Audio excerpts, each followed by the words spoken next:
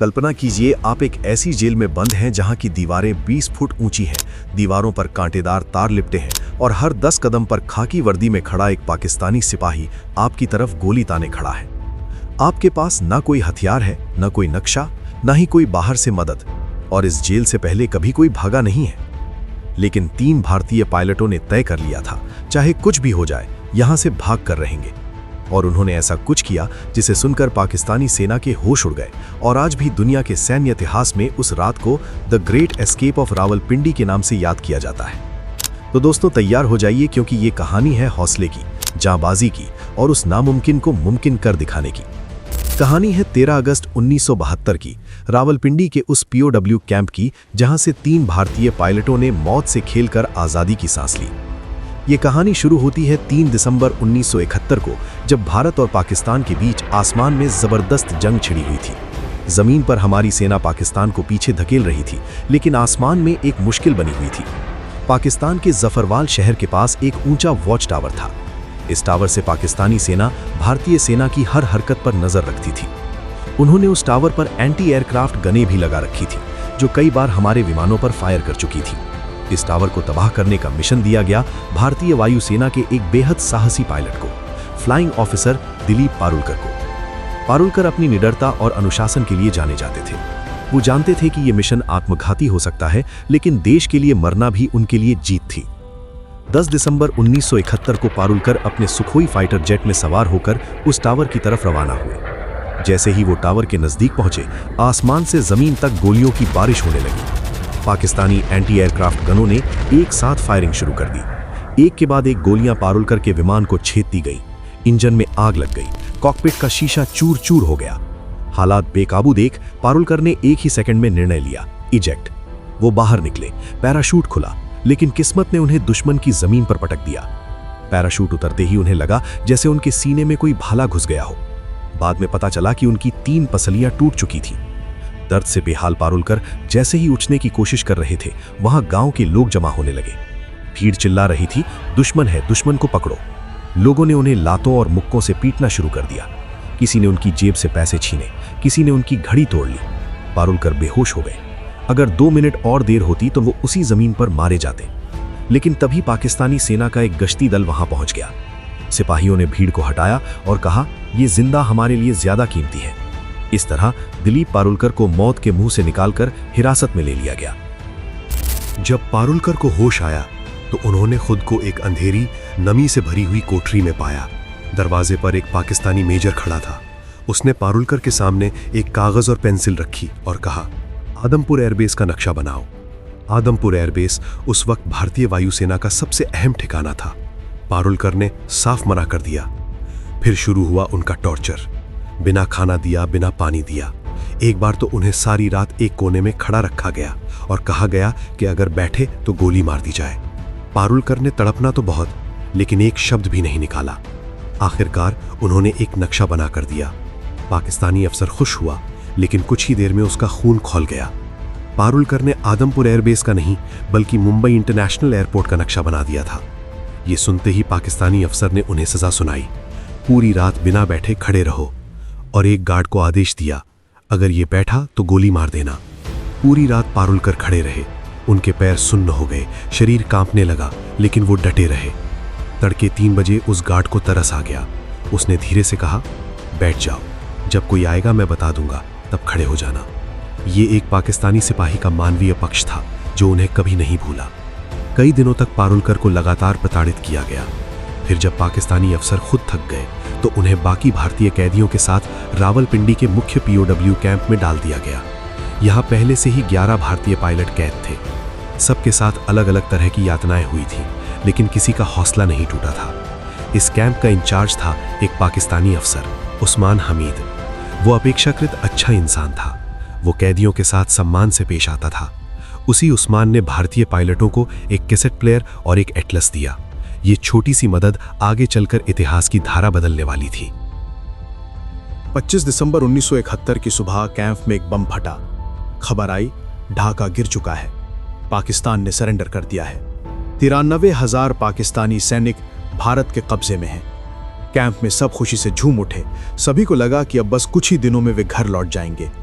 लेकिन दिन बीतते गए, हफ्ते गुजर गए, महीने निकल गए और कोई रिहाई नहीं हुई। सरकारें बातचीत कर रही थीं, लेकिन आदान प्रदान में सालों लग सकते थे। यहाँ पर दिलीप पारुलकर का दिमाग एक नया खेल खेलने लगा।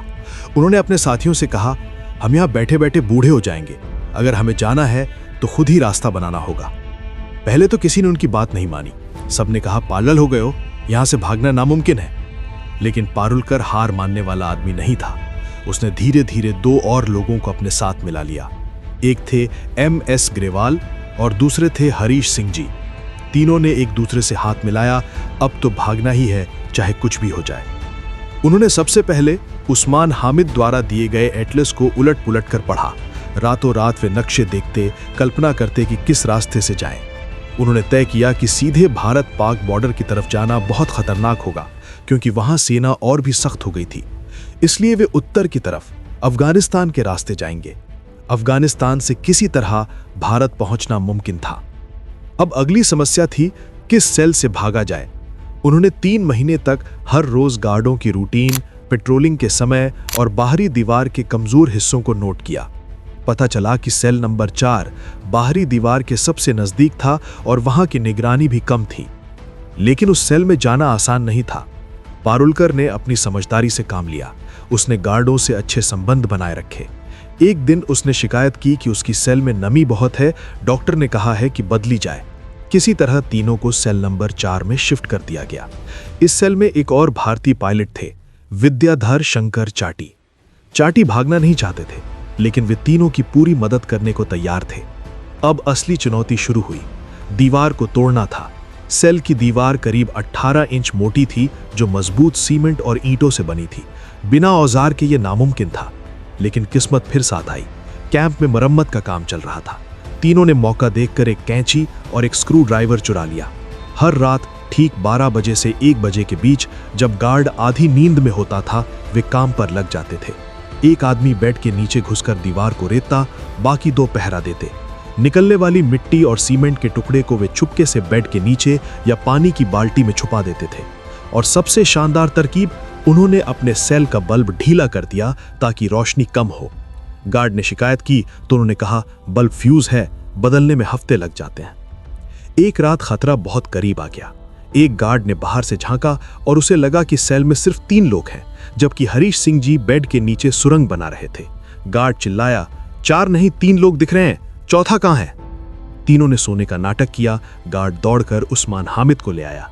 उस्मान ने आकर गिना, चारों लोग बिस्तर पर लेटे थे। हरीश सिंह जी 1 सेकंड पहले ही बाहर निकलकर लेट गए थे। उस्मान ने गार्ड को खूब डांटा और कहा, बेवजह परेशान करते हो। इसके बाद गार्डों का ध्यान हट गया। इस तरह लगातार 8 महीने तक वे हर रात सुरंग बनाते रहे। उन्होंने दीवार की ईंटों के बीच से सीमेंट निकालकर ईंटों को ढीला कर दिया, लेकिन बाहर से देखने पर दीवार सामान्य लगती थी। आखिरी परत सिर्फ प्लास्टर की बची थी, जिसे वे आखिरी रात तोड़ने वाले थे। साथ ही वे भागने की तैयारी भी कर रहे थे। हर कैदी को हर महीने 57 रुपए मिलते थे। उन पैसों से उन्होंने ड्राई फ्रूट्स, कंडेंस्ड मिल्क और बिस्कुट जमा किए। उन्होंने जेल के दर्जी से 3 पठानी सूट सिलवाए ताकि बाहर निकलकर वे आम लोगों में घुल मिल सकें। और दिशा पता करने के लिए उन्होंने उसी कैसेट प्लेयर से मैग्नेट निकाला और एक सिलाई की सुई को रगड़कर उसे चुंबकीय बनाया। इस तरह उनका होममेड कंपास तैयार हो गया। सब कुछ तैयार था, बस सही रात का इंतजार था। और वो रात आई, 13 अगस्त 1972। रात के 11 बजे से ही आसमान में काले बादल उमड़ने लगे। तेज हवा चली और देखते ही देखते मूसलाधार बारिश शुरू हो गई। पारुलकर को यही चाहिए था। उसने ग्रेवाल और हरीश सिंह को इशारा किया। तीनों ने पठानी सूट पहने, ड्राई फ्रूट्स और कंपास जेब में रखे और अपने साथी चाटी को गले लगाया। चाटी की आंखों में आंसू थे। उसे पता था कि ये तीनों या तो आजाद होंगे या मारे जाएंगे। पारुलकर ने दीवार की आखिरी प्लास्टर की परत को स्क्रू ड्राइवर से धीरे धीरे तोड़ा। बारिश की आवाज में वो आवाज पूरी तरह दब गई। जैसे ही छेद काफी बड़ा हुआ, पहले पारुलकर उसमें से निकले, फिर ग्रेवाल, फिर हरीश सिंह। बाहर निकलते ही उन्होंने देखा कि दीवार के ठीक नीचे एक पाकिस्तानी गार्ड चारपाई पर सो रहा था। उसकी बंदूक बगल में रखी थी। तीनों ने एक दूसरे को आंख से इशारा किया और बिना आवाज किए रेंगते हुए उसके पास से निकल गए। फिर वे दौड़े। दीवार पर चढ़ने के लिए उन्होंने अपने कपड़ों को बांधकर रस्सी बनाई। पारुलकर ने रस्सी के सिरे पर एक पत्थर बांधा और उसे दीवार के ऊपर फेंक दिया। वो कांटेदार तारों के पार जा अटका। पहले पारुलकर चढ़े, तारों ने उनके हाथों को काट डाला, खून बहने लगा, लेकिन उन्होंने दर्द को नजरअंदाज किया। फिर ग्रेवाल, फिर हरीश सिंह, तीनों ने दूसरी तरफ छलांग लगा दी। वो जेल के बाहर थे, आजादी सिर्फ कुछ किलोमीटर दूर थे। वे तेजी से बस स्टैंड की तरफ भागे। तड़के 4 बजे की बस मिली जो पेशावर जा रही थी। बस में सवार होते ही उन्होंने राहत की सांस ली, लेकिन पूरी तरह से सतर्क थे। सुबह 6 बजे वे पेशावर पहुंचे। यहां सबसे बड़ा खतरा था पहचान का। अगर किसी ने उनसे कलमा पढ़ने को कहा या उनका मेडिकल चेक किया गया तो पता चल जाता कि वे हिंदू हैं और भारतीय। उन्होंने तय किया कि वे खुद को क्रिश्चियन बताएंगे। पेशावर से उन्होंने एक और लोकल बस ली और सुबह 9:30 बजे लंडी कोटल पहुंचे। अब वहां से तोरखम बॉर्डर सिर्फ 5 किलोमीटर दूर था। वे बस से उतरे और पैदल ही सीमा की तरफ बढ़ने लगे। रास्ते में एक चाय की टपरी पर वे रुके। वहां खड़े एक आदमी से उन्होंने पूछा, लंडी खाना कैसे जाएं? एटलस में लंडी खाना रेलवे स्टेशन दिख रहा था, जहां से तोरखम जाने का रास्ता था। लेकिन उस आदमी ने तुरंत शकी नजरों से देखा और कहा, लंडी खाना? वो तो 1932 में बंद हो गया। तुम कौन हो? कहां से आ रहे हो? आसपास के लोग जमा हो गए। पारुलकर ने खुद को पाकिस्तानी एयरफोर्स का अफसर बताया, लेकिन उस आदमी ने पहचान लिया कि वे झूठ बोल रहे हैं। वो आदमी तहसीलदार का क्लर्क था। उसने तीनों को पकड़ लिया और तहसीलदार के पास ले गया। वहां भी उन्होंने अपनी बात दोहराई। तहसीलदार को शक हुआ तो पारुलकर ने एक बड़ी गलती कर दी। उसने कहा, अगर आपको भरोसा नहीं है तो हमारे कैंप कमांडर उस्मान हमीद से फोन पर बात कर लीजिए। उसे लगा कि उस्मान उन्हें बचा लेगा, लेकिन उस्मान ने जैसे ही फोन पर पारुलकर की आवाज सुनी, वो समझ गया कि यही वे 3 भारतीय पायलट हैं जो उसकी जेल से भागे हैं। उस्मान ने तहसीलदार से कहा, ये हमारे लोग हैं, इन्हें वहीं रोके रखो, हम सिपाही भेज रहे हैं। 2 घंटे बाद पाकिस्तानी सैनिकों ने तीनों को गिरफ्तार कर लिया और वापस रावलपिंडी ले जाया गया। 30 दिन की सॉलिटरी कन्फाइनमेंट की सजा दी गई। फिर सभी भारतीय पायलटों को फैसलाबाद की जेल भेज दिया गया। लेकिन इस बार किस्मत ने उनका साथ दिया। उनके इस साहसिक भागने की खबर दुनिया भर में फैल गई। अंतर्राष्ट्रीय दबाव बढ़ा। भारत सरकार ने सख्त रुख अपनाया। आखिरकार दिसंबर 1972 में पाकिस्तान के तत्कालीन राष्ट्रपति जुल्फिकार अली भुट्टो को सभी भारतीय युद्धबंदियों को रिहा करने का आदेश देना पड़ा। जब ये तीनों पायलट और उनके साथी वाघा बॉर्डर से भारत में दाखिल हुए तो वहां का नजारा किसी फिल्म से कम नहीं था। हजारों लोग तिरंगे लहरा रहे थे। भारत माता की जय के नारे आसमान में गूंज रहे थे। पारुलकर, ग्रेवाल और हरीश सिंह की आंखों में आंसू थे। उनके शरीर पर चोटों के निशान थे, लेकिन उनके चेहरे पर एक अजीब सा गर्व था। वो उस जेल की दीवारों के बारे में सोच रहे थे जिन्हें उन्होंने 8 महीने में कुरेद कर तोड़ा था, और उस बारिश की रात के बारे में जब उन्होंने मौत से दोस्ती कर ली थी। दोस्तों, ये कहानी सिर्फ एक जेल से भागने की नहीं है। ये कहानी है मानवीय साहस की उस सीमा की जहां से लौटना नामुमकिन लगता है। ये उस जज्बे की कहानी है जो बंदूकों, दीवारों और सलाखों से नहीं डरता। ये 3 भारतीय पायलटों की कहानी है जिन्होंने रावलपिंडी की उस कड़ी सुरक्षा वाली जेल को चकमा दिया और इतिहास रच दिया। अगर आपको ये कहानी पसंद आई हो तो इसे एक लाइक जरूर करें, और हाँ, हमारे चैनल को सब्सक्राइब करना बिल्कुल मत भूलिएगा, ताकि ऐसी ही अनसुनी और रोमांचक कहानियां आप तक पहुंचती रहें। आपने ये कहानी सुनी तो कमेंट में जरूर बताइए। अगर आप उस जेल में होते तो क्या करते? और हाँ, इस वीडियो को अपने दोस्तों के साथ शेयर कीजिए ताकि हर भारतीय को इन जाबाजों के बलिदान पर गर्व हो।